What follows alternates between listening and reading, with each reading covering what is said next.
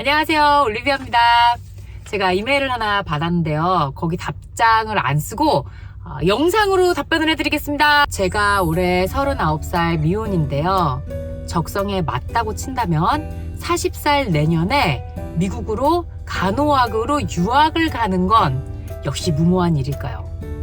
한국에서 간호학으로 편입하기엔 우리나라 정서상 나이가 너무 많아 학교 생활하기 힘들 수 있다고 하더라고요. 제가 다른 영상에서 미국에서 간호학 공부하려고 그러다가 제가 족발을 넣다가 싹 뺀 얘기를 영상을 찍은 게 있거든요. 그거를 보시고 이렇게 또 감사한 응원의 이메일 플러스 저에게 조언을 이렇게 영광스럽게도 구해주셨어요.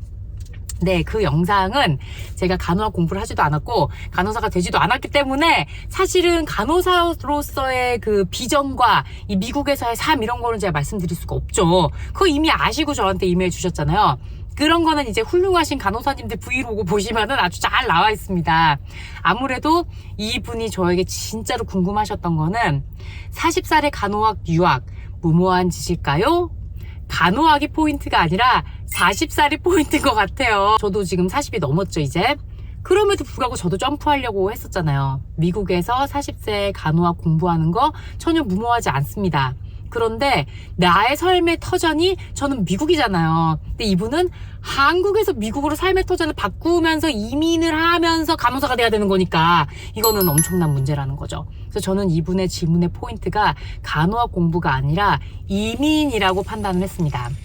그래서 많은 분들이 저한테 뭐 댓글이나 뭐 이런 여러 가지 방법으로 물어보시는 것 중에 이 하나가 뭐 어떻게 이민을 갔느냐, 이민을 어떻게 가면은 비자가 제일 좋은 거로 뭐 제일 빨리 나가고 안전하게 가가지고 뭐 비자 받는 법을 알려달라, 뭐 미국에 이민 간 거 후회 안 하냐, 뭐 미국에 이민 가는 게 맞는 결정이냐 안 맞는 결정이냐, 막 나는 이런 사람이고 나는 나이가 몇 살이고 뭐 무슨 문제가 있고 무슨 핸디캡이 있고 막 나는 교육을 어떻게 받았는데 미국에 이민 가면 내가 잘할 수 있는가 없는가 이런 거 막 물어보세요. 근데 제가 대답을 못하죠.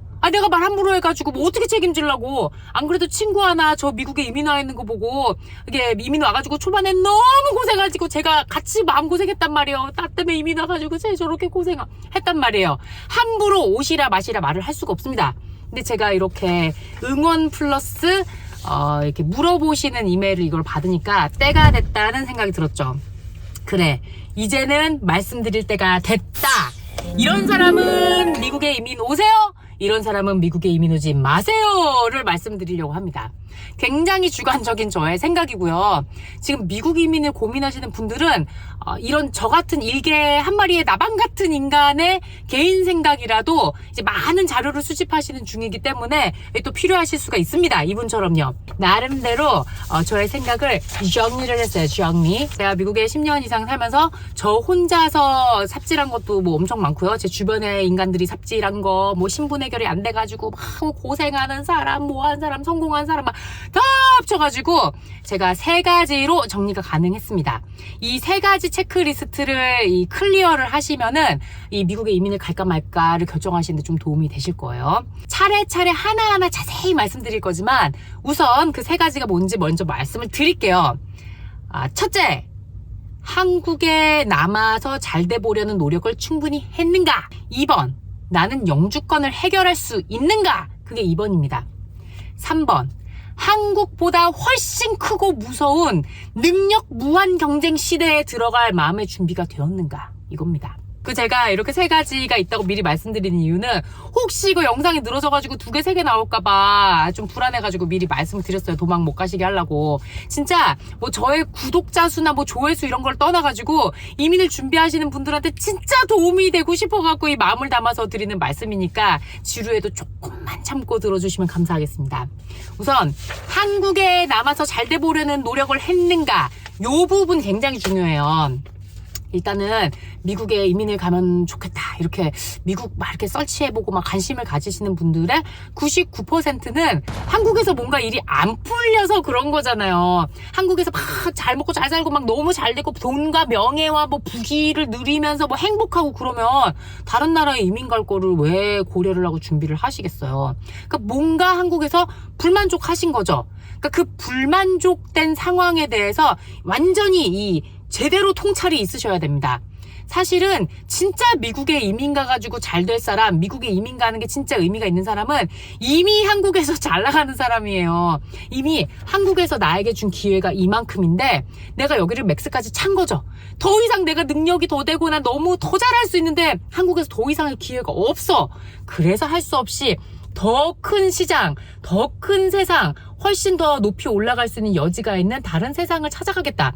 이런 분들은 한국에서의 성공을 확장하는 쪽이니까 굉장히 이민의 그 가시는 의도가 희망에 가득 차 있다고 볼 수 있죠. 예, 더 성공할 가능성도 높고요. 근데 뭔가 이 한국에서 일이 안 풀려가지고 미국에 가가지고 이렇게 하려고 그런다. 그런 경우에는 이 한국에서 안 되는 사람들이 미국에 가가지고도 안 되는 경우가 많아요. 근본적인 문제가 해결이 안 됐기 때문이죠. 나는 되게 멋진 사람이고 나는 끝내주는 사람인데 이 내가 뭔가 안 풀리는 거는 내 탓이 아니라 내가 한국에 있어서 그런 거다. 미국에 가면은 누군가가 나를 알아주고 이 세상이 나에게 이 맞는 기회를 제공해 줄 것이다. 요렇게 생각을 하시는 분들이 있으면은 아닙니다. 그냥 한국에서 살 길을 찾으셔야 됩니다.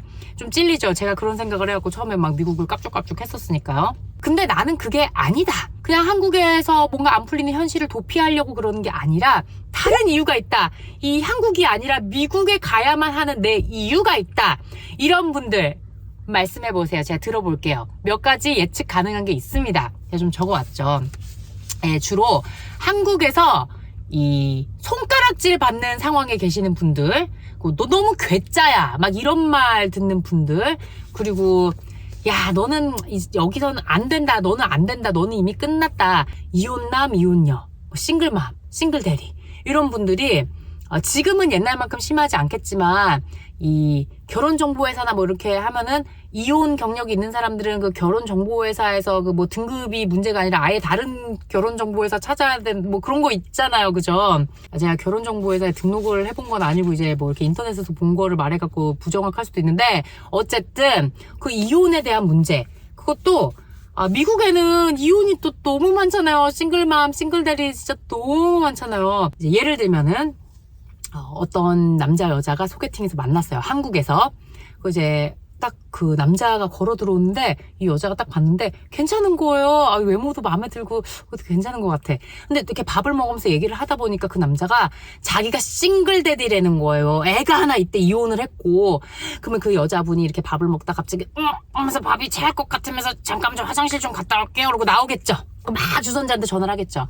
야, 너 내 친구 맞아? 어떡해? 한 번 결혼했었던 애 딸린 남자를 나한테 소개시켜 줄 수가 있어. 너 미쳤어. 나 나를 그렇게 보는 거야. 나 그 정도밖에 안 되는 애였어.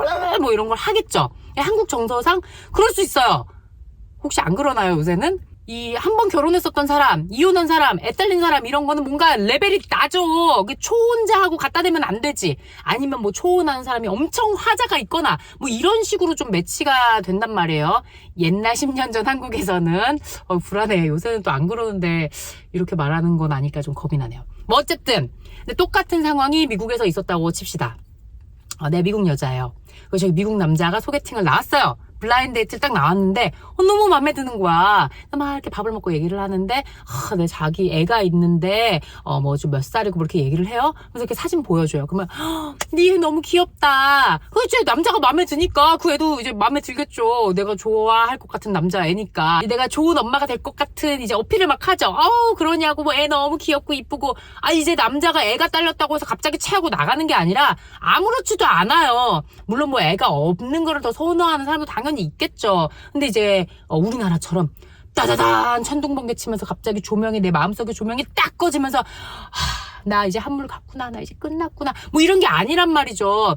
재혼은 재혼끼리 결혼하고 애 딸린 사람은 애 딸린 사람끼리 결혼하고 뭐 이렇지 않아요. 이 재혼하는 사람도 너무 많고 이혼한 게 죄도 아니고요. 애 딸린 사람도 너무 많고요. 그거에 대해서 판단하지 않아요. 이혼한 거 보니까 너 뭔가 정신에 문제가 있거나 너는 아주 문제가 있는 남자 여자구나, 뭐 이런 거 별로 없습니다. 있겠지만 한국만큼은 없어요. 제가 겪었을 때는 장수 취업 준비생, 장수 취준생 이렇게 적어왔는데 이게 한국말로 맞는 말인가요? 그러니까 이게 취업 준비를 한 지 되게 오래됐는데 막상 그냥 다 포기하고 내려놓고 아무데나 취직을 하려고 그러니까 주변에서 그런데 취직하려고 지금까지 취직 안 하고 있었냐, 막 엄마 아빠도 너 너무 창피해 뭐 이러고, 그런 것 때문에 스트레스 받으실 수 있죠. 저도 학교 재수했지, 삼수했지, 물론 삼수는 실패해갖고 재수한 학교에 그냥 있었지만요. 중간에 뭐 허리 수술한다고 휴학했지, 뭐 막 무슨 교환학생 간다고 뭐 날려먹고 뭐 해먹고 막 난리를 쳤잖아요.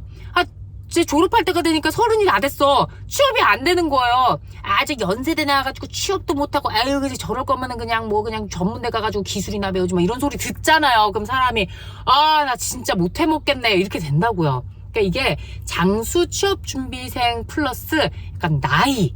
내가 뭔가 나이가 너무 늦었어. 어떤 일을 하고 싶은데 내 나이에는 허락이 안 돼. 이 사회에서 그 나이에 그거를 하면은 애가 좀 또라이라고 하거나, 에휴, 저 주변 사람도 생각 안 하고 저렇게 가족들한테 피해 준다. 저 나이에 저 공부해가지고 취직하겠어. 막 이제 이런 소리 듣잖아요. 그런 거 되게 슬프고 힘든 일이에요.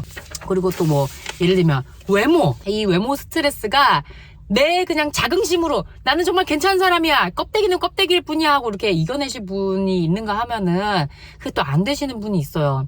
안 되는 사람을, 그 사람을 탓할 수가 없습니다. 이 사회가 또 예쁘고 잘생긴 사람을 이렇게 또 이렇게 해주고, 못생긴 사람이나 뭐 이렇게 뚱뚱한 사람이나 그런 사람을 막 마음을 힘들게 하고 뭐 그런 분위기 있을 수 있잖아요.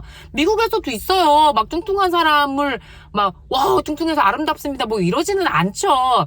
근데 이제 다른 점은 막 뚱뚱하다고 너는 무조건 게으른 사람일 거야, 뭐 얼굴이 너무 이쁘다고 해가지고 아유 무조건 저기 너무 이쁘시니까 뭐 그런 게 생각보다 한국보다는 적어요. 우리는 또 미국에서 그 스킨 컬러에 대한 막 그 차별도 있고 그러잖아요. 물론 외모에 대한 그런 게 미국에도 분명히 있어요. 그런데도 불구하고 한국에서 봤던 외모 스트레스가 미국에 오면은 굉장히 많이 없어지는 이유가 뭐냐면요. 한국에서 예쁘고 잘생기고가 여기가 이만큼이라고 치면요. 못생긴 게 이거고 잘생긴 게 이거예요. 근데 미국에서 못생긴 건 여기 있고요. 미국에서 잘생기고 예쁜 건 저기 있어요. 진짜 예쁘고 진짜 잘생겼어. 한국에서 날고기는 예쁘고 잘생기고 이런 사람들 다 저리 가라. 진짜 잘생겼거든요. 그러니까 한국에서 웬만한 예쁘고 잘생기고 못생기고 하는 사람들이 미국에 오면요. 이만한 스펙트럼에 요만큼밖에 차지를 안 하는 거예요. 내가 되게 예쁜 사람이었는데 뭐 미국 와가지고는 생각보다 세상에 예쁜 사람이 많구나 알게 되는 거고요. 내가 되게 못생긴 남자인 줄 알았는데 미국 와보니까 나 정도면 그렇게 나쁘지도 않구나 뭐 이런 생각이 드는, 정말 인간의 그 스펙트럼이 너무나 많아 미국에. 그래서 나의 외모에 대한 그 신경을 좀 잠깐 끌 수가 있습니다. 그리고 내가 한국에서 못생겼다 했는데 미국 와서 보니까 여전히 못생겼어. 나 진짜 못생겼어. 그래도 한국에서만큼 스트레스가 없어요. 왜냐면은 못생긴 사람을 못생겼다고 보기 전에 그냥 저렇게 생긴 사람도 있구나 하는 어떤 한 종족으로 생각을 하지, 지금 잘생기고 못생기고를 따지기 전에요 정신이 하나도 없어요. 무슨 아시안, 뭐 유러피안, 뭐 게르만족, 인디안, 블랙, 무슨 뭐 멕시칸 뭐 막 난리가 났잖아요. 일단은 그 인종과 그 안에 스펙트럼을 다 이게 합치면요.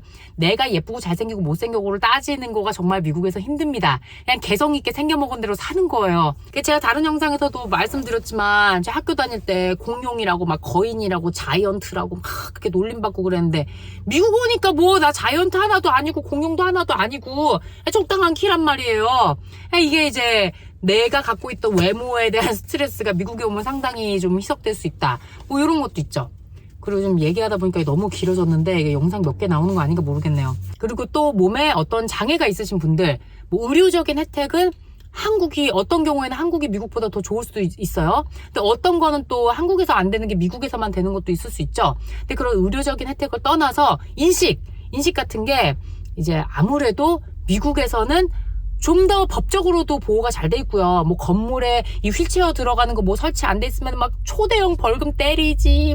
또 장애가 있는 사람들을 함부로 대하는 게 얼마나 나쁜 것인가에 대해서 막 어려서부터 가르치고, 또 그런 사람을 막 저 사람 정말 나쁜 사람이다 뭐 이런 이제 사회적인 분위기가 있기 때문에 또 뭐 떠밀려갖고 잘하는 것도 있겠고, 오랫동안 그게 몸에 배가지고 또 이제 장애를 가진 사람한테 더 이렇게 호의적인 그런 사회가 됐을 수도 있고요. 뭐 그 와중에도 항상 예외는 존재합니다.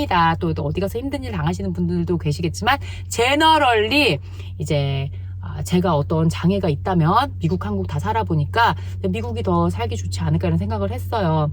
근데 이게 이제 어느 정도는 다 주관적입니다. 뭐 이혼을 내가 했다고 해가지고 한국에서 꼭 못 살 이유가 없어요. 아무 상관없는 사람들도 있습니다. 되게 주관적이에요. 뭐 어떤 사람은 내가 여자라서 대한민국에서 뭐 기회가 없고, 내가 남자라서 뭐 대한민국에서 살기에 무슨 이상한 무슨 성희롱 막 이런 거 무슨 소송도 뭐 툭툭하면 당하고 남자들 살기 너무 안 좋다 이렇게 생각할 수도 있고, 근데 미국에 오면 그게 해결이 될 거라고 생각하실 수 있는데요. 미국엔 또 여자 남자를 넘어가지고 이 게이 커뮤니티와 이 또 여자와 남자가 둘 중에 아닌 뭐 딴 거인 분들과 이 커뮤니티를 또 감당을 하셔야 돼요. 죄송합니다. 너무 더워서 차에서 이 카메라가 꺼졌어요. 좀 시원한 데로 마켓으로 급 들어왔고요. 어쩔 수 없이 오늘은 영상 여기까지. 다음 영상 이어서 곧 찍어서 올리도록 하겠습니다. 그럼 안녕히 계세요. 바이.